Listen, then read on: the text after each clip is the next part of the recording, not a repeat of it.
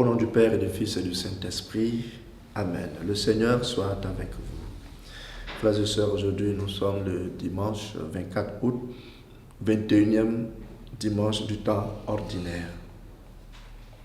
Divin Esprit, feu d'amour, joie qui surpasse toute plénitude, lumière qui met en fuite les plus lamentables obscurités, inspirateur de toute langue, de toute louange, Esprit de vérité, établissez toutes les âmes dans le goût des choses saintes.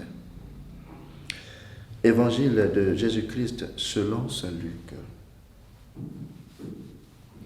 En ce temps-là, tandis qu'il faisait route vers Jérusalem, Jésus traversait villes et villages en enseignant.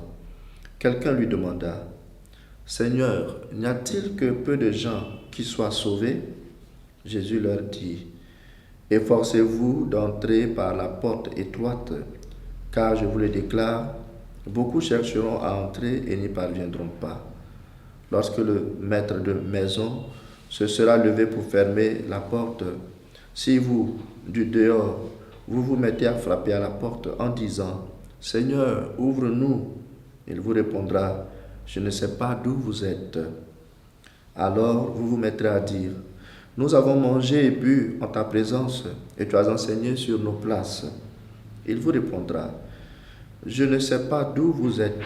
Éloignez-vous de moi, vous tous qui commettez l'injustice. » Là, il y aura des pleurs et des grincements de dents, quand vous verrez Abraham, Isaac et Jacob et tous les prophètes dans le royaume de Dieu, et que vous-même vous êtes jetés dehors. Alors, on viendra de l'Orient et de l'Occident, du Nord et du Midi, prendre place au festin dans le royaume de Dieu. Oui, il y a des derniers qui seront premiers et des premiers qui seront derniers. Frères et sœurs, le message de Jésus pour nous en ce dimanche est un conseil. Efforcez-vous d'entrer par la porte étroite. Et il ajoute que tout le monde n'y parviendra pas. Si on demande de s'efforcer, c'est que ce n'est pas un acquis d'avance. Et si la porte est étroite, cela voudra dire qu'on ne peut pas y passer chargé de bagages ou en état d'obésité. Il faut donc se garder de tout ce qui encombre, de tout ce qui est surpoids ou surplus pour pouvoir passer et ne pas se prendre pour un privilégié ou un préélu. En parlant ainsi, Jésus s'adresse à Israël, peuple choisi par le Seigneur, pour se révéler et qui croit qu'il a déjà tous les accès du royaume des cieux par ses privilèges.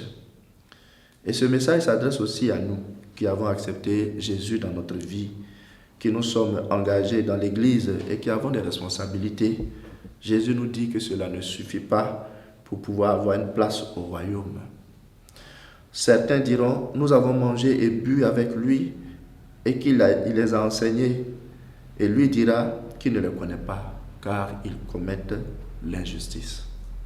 Frères et sœurs, le salut est certes un don de Dieu, mais il requiert des efforts pour ne pas nous laisser grossir ou encombrer afin de passer par la porte étroite.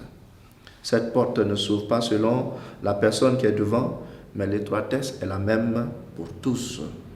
Nos privilèges d'être chrétiens, engagés, amis de Jésus, devaient nous aider, non à intimider quelqu'un pour ouvrir un peu plus la porte pour nous et nos bagages et encombrements, mais à maintenir la bonne forme pour passer.